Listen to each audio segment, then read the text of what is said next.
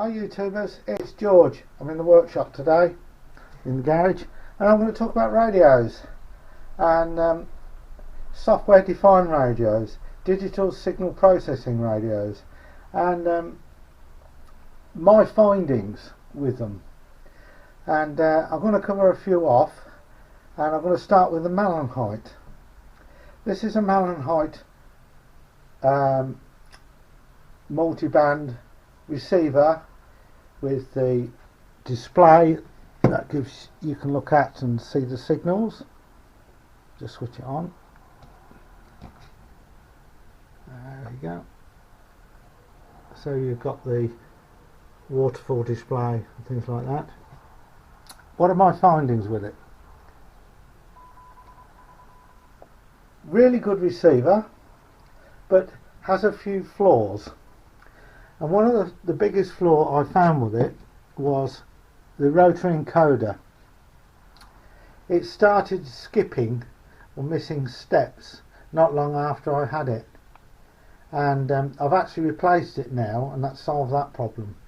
But with all these type radios, they have faults, and this one, even when it's switched off, will discharge a fully charged battery in about 3 to 4 days. And I've not really resolved how to fix the problem. I might have to fit an on-off switch in the battery lead. The other thing is they have glitches in the software, and one of the glitches is if you can change the rotation of these controls here so that clockwise the volume goes up, or anti-clockwise the volume goes up. If you do alter the rotation of them, you'll find some of the features stop working. But overall, it's a good receiver, and I've also had problems with the sound quality, and it's to do with the speaker. The speaker seems to twist in its case, and the speaker sounds raspy. And I found if I loosen the fixing screws for the speaker very slightly and retighten them, it cures it for a short while, and then it comes back. So this is probably one of the dearest radios of the bunch I'm going to talk about. So it's got problems, and but overall I think I really like it. The other thing is mounting it, you lay it on its back, so I made a wooden thing for it like that, so I can actually slot the radio in, and I'll show you that. Okay, and this is a piece of junk wood, some bent plastic, and I formed the plastic with like a hairdryer hot paint stripping gun sort of thing to get the shape. Right, the next radio I'm going to talk about is this one, an ATS20. Now, nice little compact receiver. Similar, you can get speaker problems where it rasps and rattles, and these are just normally glued in, so if your volume's not too loud. This one, yeah, it's okay, nothing special. It's a low cost unit, does receive well. The only thing I found with this one, if the AGC's on, you tune into a station, you get like a buzzing noise. And what you can do is, if you switch the AGC off and then switch it back on again, the buzzing goes, but as soon as you turn the frequency knob away from that frequency, it starts buzzing. So that's the ATS20. Yeah, well, you could say, well, why haven't you updated the software for these, or the firmware? Simple reason is I don't have a computer, and I've got no way of downloading the updates for them. So bear that in mind. Now then, moving on to the ATS25. It's a much better radio than this one, the ATS20. However, mine had a fault where it wouldn't display the battery voltage correctly. And after doing research, somebody told me you needed a couple of resistors and solder them onto the board, and connect it to a pin of the IC so it will read the voltage correctly. And I've done that, and that works fine. There's lots of software updates for this. The ATS20 and the ATS25 also have this chuffing effect when you're tuning through the bands. Now you can get a small version to these, and it's called the ATS100, and this is this little handheld unit here.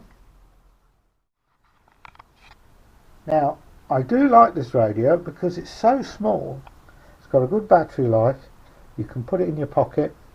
So far, apart from the one knob to control everything, and it clicks every time you use it, I'm quite impressed with it. So it's called the ATS100, digital signal processing receiver, and yeah, I've had that away when I've been on holiday. The only thing with all of these style of radios, these three in particular, they all suffer with a pickup interference. You know, if there's any switch mode power supplies working close by, they seem to receive it. You know, you pay your money and get what you get. They've all got problems. They've all got something. Now, going on to another radio, which is this one. There's a long story on this one. I ordered this from SETI, I think they're called. It's faulty. There's a whole list of faults. The display won't go off. The audio is distorted below a level of 9, I think it is. It's not very clean on transmit. There's a whole list of problems with it, and I've done a separate video on it. Now I complained to the supplier of this, and they said they were going to send me a replacement. They didn't. Well, they did, but they sent it to the wrong postal address twice.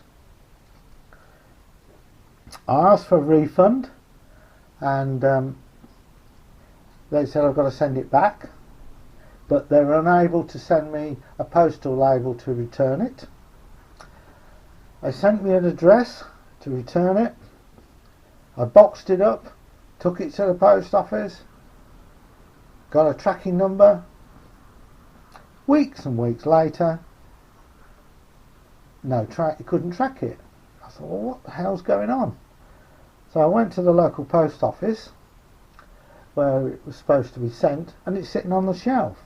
And they said, well, I'm really sorry, there's something wrong with the address, we can't send it. So I don't know whether the people who I bought it from have sent me the wrong address. So I've actually got it back, and now it's past the refund deadline through eBay. So I've lost money on this. So this is a pain in the backside, this one. Now I'm going to talk about it. It arrived with a UK mains charger, which is perfectly fine. It arrived with this microphone. This microphone, which is a speaker microphone, the speaker in it didn't work, nor did the microphone. And I found out by experimenting, the microphone inside was not connected for this type of radio. I don't know what radio it was configured for, but it wasn't for this. So by swapping the right wires round, I've got the speaker to work and the microphone to work on it. So that's all to do with this bloody radio. And I've done a separate video on that, and I've done a separate video on that. So I decided I like the idea of the battery powered QRP transceiver. I like the idea of this, so I went and purchased another one. from a completely different supplier. You'll notice it's got a 0 on there for old and an N for new. Identical from the case. This one came with an American mains charger, but with an adapter for the European market, so that was okay. This has one fault the same as that. That is that you can't switch the backlight off. Now, what I have discovered, both of these suffer with distorted audio below, I think it's level 9 set by the control.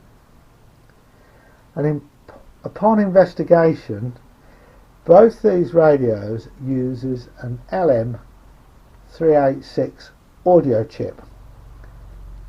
Now, on the LM386 audio chips, to control the gain of the amplifier, you can put a value of resistor and a capacitor between pin 1 and pin 8. None of these radios have got that resistor or capacitor from pin 1 to pin 8. And I think the distorted audio is purely and simply the gain of the output amplifier, the LM386, is too high because it has very loud volume. It's ideal for outside. If you set it above 10 and you're doing QRP portable, you can hear the signals very well. But if you're using it in your house, I find it too loud. And if you turn it down below 9 or 8, you get distorted audio. So I'm not 100% sure, but I cannot find any components connected to pin 1 and pin 8 in terms of setting the gain. But you may be more familiar with electronics than me and may be able to correct me on that if I'm wrong. So going through all these radios I have here, I wouldn't have said any of them are completely fault free.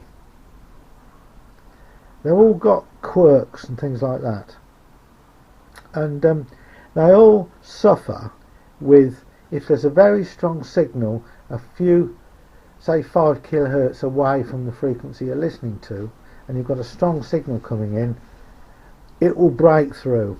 They don't reject co-channel sort of interference and things like that, but they've all got their purpose in a shack, and I quite like these, to be fair, for going portable QRP.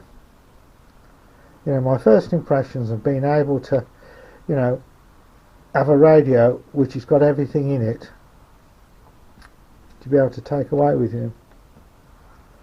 And yeah, don't know what else to say really. But if you're looking for a decent radio for shortwave listening or a HF transceiver, don't bother with any of these. Not worth it. Bit of a toy. If any manufacturers or other radio hams watching this, please give us the thumbs up. And I'm open to do product reviews on radios. If anybody wants to send me one, or a supply of these things, would like to send me a revised version of these to do some tests on, I'm quite willing to do so.